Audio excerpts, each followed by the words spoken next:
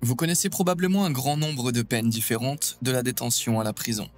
Vous avez peut-être même entendu parler de peines historiques barbares telles que la pendaison, le bûcher et la lapidation. Mais aussi terribles qu'elles soient, les hommes ont inventé tout au long de l'histoire des manières encore plus tordues et terribles de punir les auteurs présumés d'actes répréhensibles. Des taureaux brûlés au buffet d'insectes, voici quelques-uns des pires châtiments de l'histoire de l'humanité.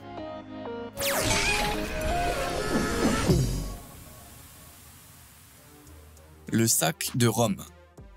Avez-vous déjà été à l'étroit avec quelqu'un que vous n'aimez pas? Peut-être avez-vous partagé l'ascenseur avec un collègue ennuyeux? Eh bien, cela pourrait toujours être pire. Ce collègue ennuyeux pourrait aussi être un serpent venimeux en colère. La poena culei ou punition du sac de la Rome antique consistait à placer la victime dans un grand sac de toile. Un chien, un chat, un singe, un coq et un serpent étaient ensuite jetés dans le sac, avant que celui-ci ne soit lui-même jeté dans une rivière.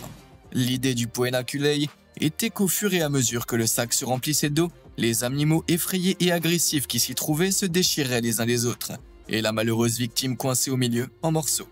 Les animaux jetés dans le sac variaient d'une punition à l'autre. Après tout, pourquoi gaspiller un singe en parfait état quand on peut se contenter d'un coq supplémentaire? Ce mauvais châtiment était le plus souvent infligé à ceux qui étaient accusés de parricide, c'est-à-dire d'avoir tué l'un de leurs parents. Je ne sais pas exactement pourquoi le meurtre de vos parents vous vaudrait un séjour dans un sac du danger. Cela ne semble pas être une punition particulièrement ironique ou appropriée. Peut-être est-ce plus drôle si vous parlez latin. Quoi qu'il en soit, ce châtiment barbare est tombé en désuétude au IIIe siècle de notre ère à Rome, avant d'être rétabli par l'empereur Justinien 200 ans plus tard, où il est resté en usage pendant 400 ans. Voilà qui redéfinit définitivement le sens du mot sac. Écaillage sous-marin. Si l'on vous disait que vous alliez faire l'expérience des bateaux dans l'ancienne Perse, vous vous attendriez peut-être à un voyage agréable, à vous prélasser le long de la rivière Caroune en mangeant paresseusement des dattes. En réalité, vous vivriez l'une des expériences les plus dégoûtantes que l'on puisse imaginer. Conçu au 5e siècle avant notre ère, le scaphisme, également connu sous le nom de bateau, était une punition qui commençait à être douce. Littéralement, la victime était nourrie d'une grande quantité de miel sucré et de lait ou de crème. Si la victime avait de la chance, elle était attachée à l'intérieur d'un bateau. Dans le cas contraire, elle était placée à l'intérieur d'un bateau avant qu'un autre bateau retourné ne soit placé sur elle, de sorte que ses bras, ses jambes et sa tête dépassent. Les bateaux étaient ensuite poussés dans un lac ou dans un marais, et c'est là que les choses se gâtent. Le mélange nauséabond de lait et de miel finissait par faire vomir la victime, ou la soulager de ses intestins. En plus d'être dégoûtant et de provoquer la déshydratation, le contenu sucré des excrétions de la victime attirait rapidement les insectes.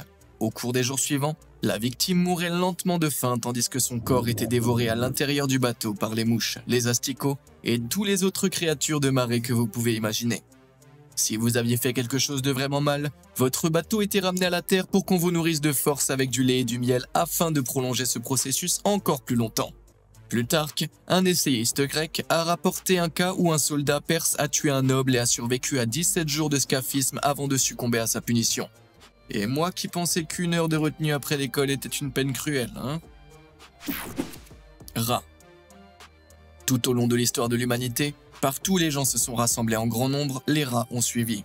Ils vivent dans nos maisons sans payer de loyer et mangent nos délicieux déchets. Il n'est donc que juste de les mettre au travail. Aujourd'hui, les rats sont surtout utilisés comme cobayes dans les recherches scientifiques. Mais si on remonte quelques centaines d'années en arrière, ces nuisibles pernicieux étaient des proliférateurs de douleurs.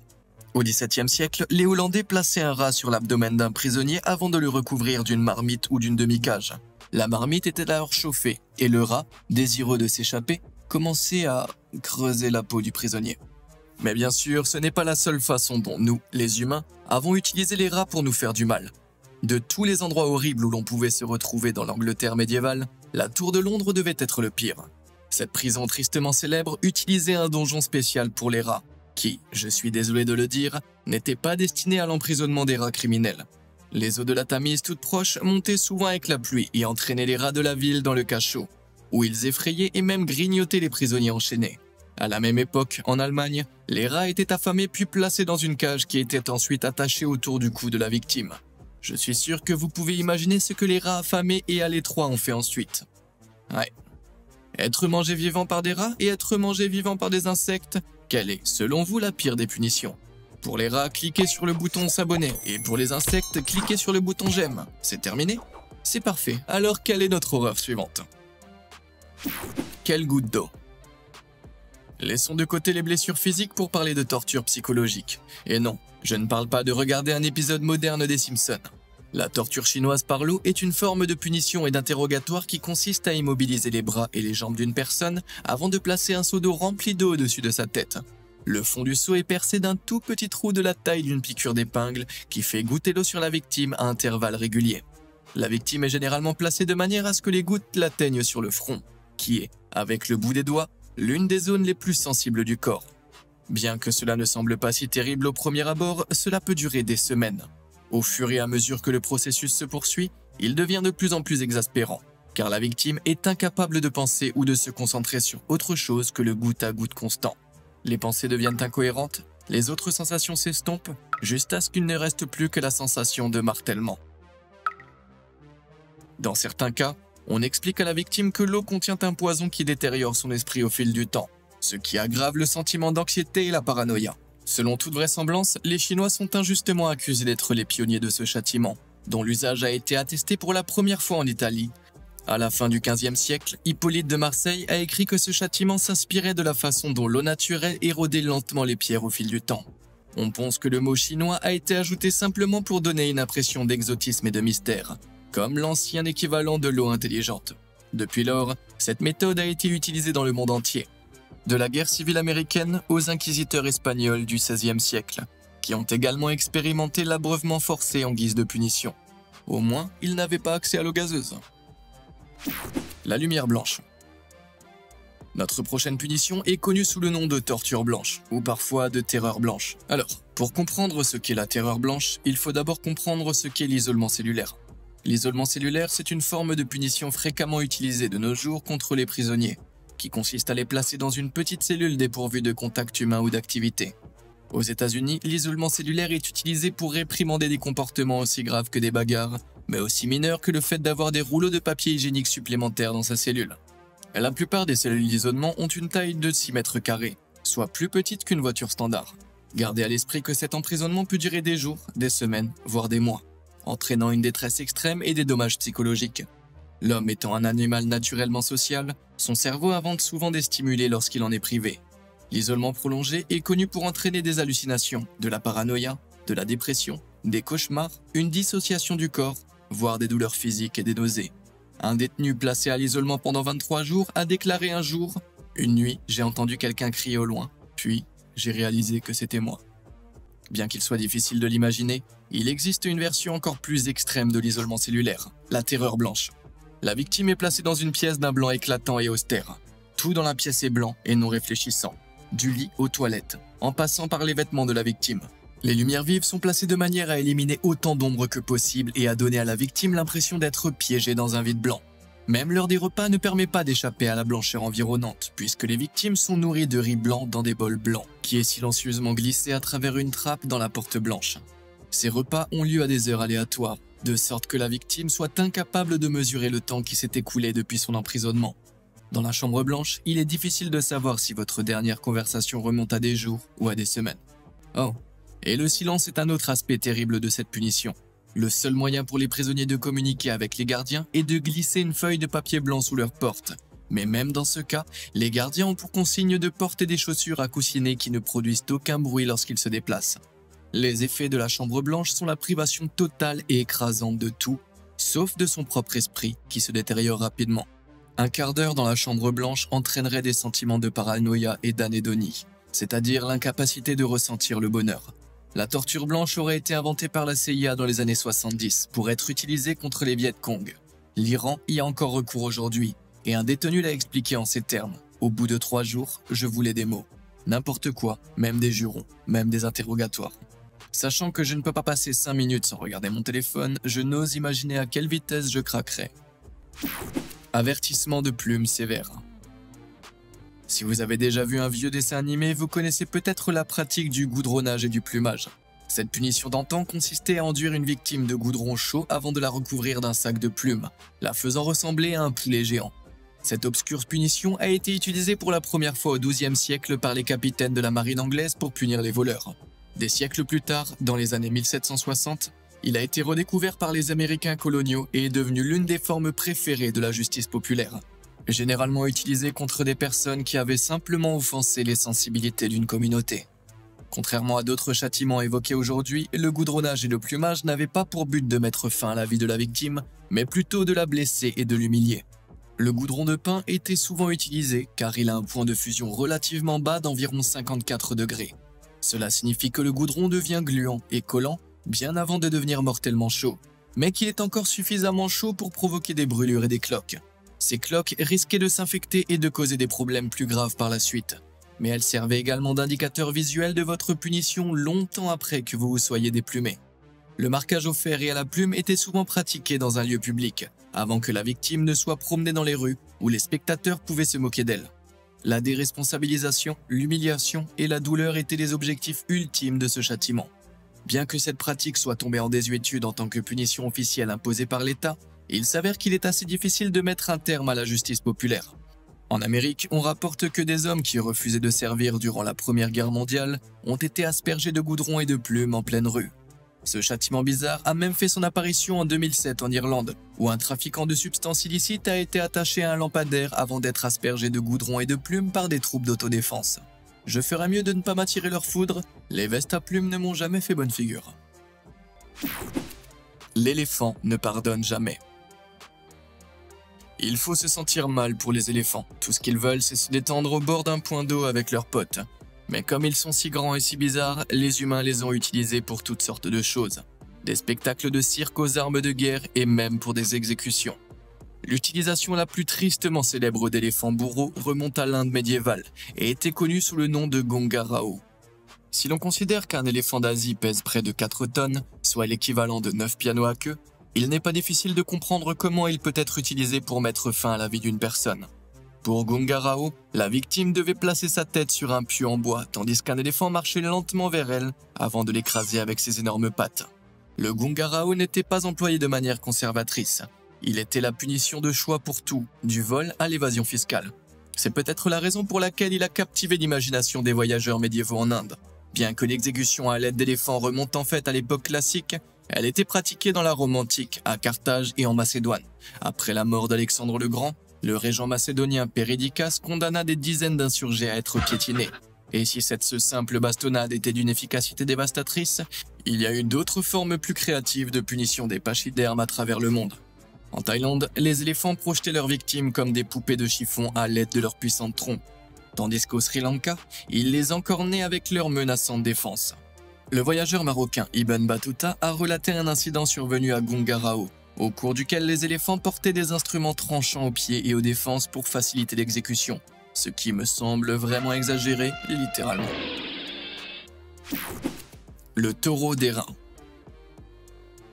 Si vous avez déjà eu à utiliser les transports publics par une chaude journée, vous avez peut-être une idée de ce à quoi ressemble la prochaine punition. Le roi Phalaris a régné sur l'actuelle Sicile entre 554 et 570 avant notre ère, et était connu pour ses tendances cruelles, voire même cannibales. L'histoire raconte qu'il souhaitait créer un nouvel instrument de torture nauséabond. Pour le fabriquer, il a fait appel au seul homme de la ville plus dérangé que lui, un inventeur nommé Périlos, qui a créé le taureau d'airain. Il s'agit d'une statue de bronze représentant un taureau dont l'intérieur est creux et large. La victime devait être placée à l'intérieur de la statue sombre et exiguë avant qu'un feu ne soit allumé en dessous. Au fur et à mesure que la statue se réchauffait, la victime était cuite vivante à l'intérieur. Et si cela ne suffisait pas à vous faire comprendre que Périlos était un sadique, il a fait encore ajouter que les narines du taureau étaient reliées à l'intérieur de la statue. Ainsi, lorsque la victime se débattait, ses cris se répercutaient sur la statue, imitant les cris d'un taureau en furie. Même Phalaris, le roi tyran tristement célèbre pour sa cruauté, a jeté un coup d'œil au taureau d'airain et s'est dit « c'est un peu n'importe quoi, mec ». Pour le punir d'avoir fait ce qu'on lui demandait, Phalaris fit enterrer Périos dans sa propre création et alluma un feu en dessous. Après quelques rires, Phalaris a laissé sortir Périos, lui assurant apparemment qu'il s'agissait d'une plaisanterie inoffensive. Changeant à nouveau d'avis, Phalaris fit alors jeter Périos du haut d'une falaise. Ouais, quelle indécision. Oh, et selon certains récits, Phalaris fut plus tard brûlé vif dans le taureau d'airain qu'il avait commandé lors d'un soulèvement. Que cela serve de leçon à tous ceux qui nous regardent. Si vous inventez une méthode d'exécution horrible, ne vous étonnez pas qu'elle se retourne contre vous. Je suis furieux. Les choses vont devenir un peu plus chaudes, car il est temps de parler d'êtres ébouillants et vivants. En effet, depuis que les hommes ont découvert qu'ils pouvaient faire bouillir une carotte pour la ramollir, d'horribles tyrans font de même avec les hommes. Les premières traces d'ébullition mortelle remontent à l'empereur Néron dans la Rome antique, les victimes étant principalement des chrétiens. En 1531, le roi Henri VIII d'Angleterre a adopté une loi faisant de l'empoisonnement un crime passible de l'ébullition. C'est probablement parce qu'Henri avait une peur apparente de l'empoisonnement et, regardez ce type, il n'était pas prêt de arrêter de manger. Peu après la mort d'Henri, Édouard VI a interdit l'ébullition, reconnaissant que le Moyen-Âge touchait à sa fin et qu'il était temps d'en finir avec les choses désagréables. Mais à quel point était-ce désagréable? On pourrait dire que c'est une mort qui se replie vers l'intérieur, en commençant par les extrémités. En effet, vos bras et vos jambes sont les parties les plus exposées de votre corps et contiennent de nombreuses terminaisons nerveuses. La douleur commence donc dans vos doigts et vos orteils et se propage vers l'intérieur. Ensuite, votre peau, vos muscles et votre graisse commencent à se ramollir et à se liquéfier sous l'effet de la chaleur, et se fondent dans vos vêtements. La chaleur fait alors bouillir vos organes de l'intérieur et votre chair de l'extérieur. Vous deviendrez également aveugle assez rapidement, et vous vous débattrez dans le noir. Si vous êtes plongé dans de l'eau déjà bouillonnante, votre cerveau peut bouillir rapidement à l'intérieur de votre tête, ce qui est étrangement clément. Si vous êtes plongé dans un liquide qui se réchauffe lentement, votre corps essaiera de s'adapter au changement de température, ce qui fait vraiment traîner les choses, rendant le tout plus lent et plus douloureux. Si vos bourreaux savent ce qu'ils font, cela peut prendre des minutes, voire des heures. Et vous serez éveillé et conscient pendant la majeure partie de cette période. Vous aurez peut-être un peu plus de sympathie pour les homards qui se trouvent dans les bacs de l'épicerie. Heureusement, cette punition n'est utilisée nulle part dans le monde à l'heure actuelle. Bien que des personnes meurent accidentellement d'ébullition dans des sources d'eau chaude ou des égouts, au cas où vous penseriez que c'est un sort du passé. Sortie de route. Voici de quoi vous rassurer. Il s'avère qu'un grand nombre d'engins de torture du Moyen-Âge à l'aspect effrayant sont des faux. Les musées et les escrocs ont commencé à créer de méchants engins du XVIIIe siècle qui ont rapidement captivé l'imagination du public. Ainsi, les appareils cauchemardesques tels que la Vierge de Fer et la Poire d'Angoisse ne sont que des accessoires et non de véritables instruments de torture. Vos nerfs sont apaisés? C'est bien. Car le prochain est terrible et bien réel. Voici le cheval de bois, également connu sous le nom de cheval hollandais ou d'âne espagnol. Si les noms multinationaux ne vous mettent pas la puce à l'oreille, sachez que le cheval de bois était un instrument de punition très répandu dans l'Europe médiévale.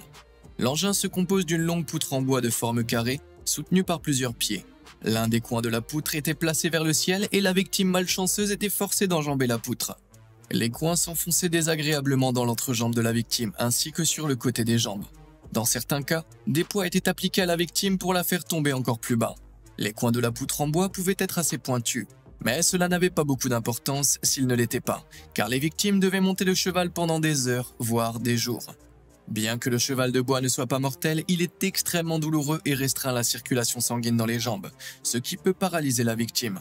Pour ajouter l'insulte à la blessure, le cheval de bois avait parfois une fausse tête et une fausse queue à chaque extrémité, et était assez long pour supporter plusieurs personnes. Le berceau de Judas était une version plus personnelle de l'appareil, et comportait une seule grande pointe placée sur le siège d'une chaise. C'est une véritable plaie. Aussi grotesque et peu civilisé qu'il soit, le cheval de bois était encore utilisé pendant la guerre d'indépendance américaine.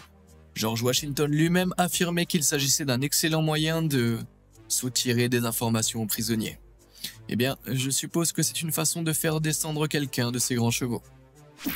Douleur à la tête. Notre prochaine histoire concerne la pratique de l'iconoclasme. Et non, il ne s'agit pas d'un groupe de métal composé des icônes de votre bureau. L'iconoclasme, c'est la destruction d'idoles, de textes et de monuments religieux. Vers 720, cette pratique s'est répandue dans l'Empire byzantin. L'idée était que le deuxième commandement de la Bible interdisait expressément l'adoration des images et des idoles. Cette idéologie se perpétue encore aujourd'hui à certains égards dans le judaïsme et l'islam, les deux autres religions abrahamiques. À l'époque, cependant, tous les chrétiens craignaient Dieu n'adhéraient pas à l'iconoclasme. Il s'avère que beaucoup de chrétiens du 9e siècle aimaient leurs peintures religieuses, leurs idoles et leurs bumpers. Deux de ces anti-iconoclastes, les frères Théophane et Théodore, n'avaient pas peur de le prêcher. Ils étaient si audacieux qu'ils ont même demandé une audience à l'empereur Léon V dans les années 810, lui demandant de bien vouloir se retirer des affaires ecclésiastiques. Il prit cela étonnamment bien pour un empereur évangélique, condamnant les frères à l'exil sur une petite île. Lorsque Léon fut assassiné en 820 et que les frères retrouvèrent leur liberté, ils ne tardèrent pas à se retrouver devant le nouvel empereur Théophile, qui était décidément moins indulgent que le vieux Léon. Théophile soumet les frères à 2 jours de torture au cours desquels un poème de 12 lignes les insultant est gravé sur leur tête à l'aide d'aiguilles brûlantes. Une traduction approximative du poème est affichée à l'écran, mais bon sang. À l'école, je me faisais moquer parce que j'avais une grosse tête, mais quelle taille devaient avoir les leurs pour contenir tout cela? Aucun des 2 frères n'a accepté l'iconoclasme. Théodore finissant par mourir en prison, Théophane, quant à lui, n'a été qu'exilé et est devenu évêque lors de la vénération des icônes a été rétablie. Pour leurs efforts, les 2 frères ont été canonisés en tant que saints, Théophane et Théodore le Marqué. Il est amusant de constater que leurs images sont aujourd'hui célébrées dans l'art religieux, tous ces siècles plus tard. Qu'en penserait-il? Je pense que la raison serait écrite sur leur visage. Blackout total. Si vous êtes comme moi, il y a de fortes chances que vous ayez déjà essayé de vous mettre en forme pour retourner sur le canapé après un seul squat. Cet exercice est déjà nul, mais pourriez-vous imaginer le faire pendant des heures dans l'obscurité totale? C'est l'idée qui se cache derrière la Blackout Box. Cette méthode de punition et d'interrogatoire a été utilisée par la CIA pendant la guerre contre le terrorisme. Si Butsy Krongard, ancien garde de la CIA, et même le président Obama ont admis que les États-Unis pratiquaient la torture, certains préfèrent encore le terme d'interrogatoire renforcé. La boîte noire est une petite boîte à peine assez grande pour y faire entrer un être humain accroupi. Est-ce que vous vous souvenez de l'horreur de la déshumanisation de l'isolement cellulaire? La boîte noire est la version la plus extrême que l'on puisse imaginer. Elle enferme une personne dans l'espace le plus sombre et le plus étroit possible. Pour provoquer le stress, des sons aigus d'enfants et de pleurs sont parfois diffusés à l'intérieur de la boîte. En 2015, un journaliste de la BBC a été soumis à une démonstration de Blackout Box, mais après moins de 15 minutes, il a demandé à sortir. Des personnes moins fortunées ont été forcées d'entrer dans des boîtes de moins de 53 cm de large, 75 cm de profondeur et 75 cm de hauteur, ce qui est plus petit que certaines caisses pour chiens, et est représenté de manière obsédante par leurs dessins. Certains ont passé jusqu'à 250 heures dans cette boîte, soit plus de 10 jours. Dans un cas particulièrement ignoble, les ravisseurs ont découvert que leurs victimes avaient peur des insectes. Ils ont donc versé des cafards vivants dans la Blackout Box pendant que la victime était à l'intérieur, les laissant ramper sur son corps durant des heures. J'aurais jamais pensé dire cela un jour, mais soudain, être ébouillanté vivant ne me semble pas si terrible. Voilà donc quelques-unes des punitions les plus terrifiantes que l'humanité ait jamais inventées. Quelle est, selon vous, la pire de ces punitions? Et est-ce que vous aimeriez une deuxième partie? Dites-le moi dans les commentaires ci-dessous. En attendant la prochaine fois et comme d'habitude, merci de nous avoir suivis.